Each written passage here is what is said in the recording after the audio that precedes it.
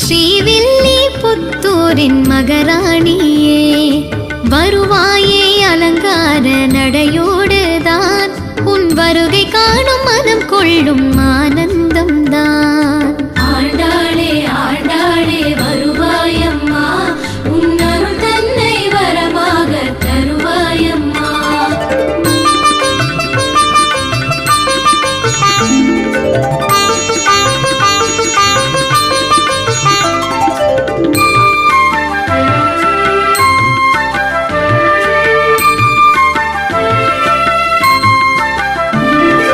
அன்றாடிய அம்மானை இன்றாடுவாய், மனமானந்த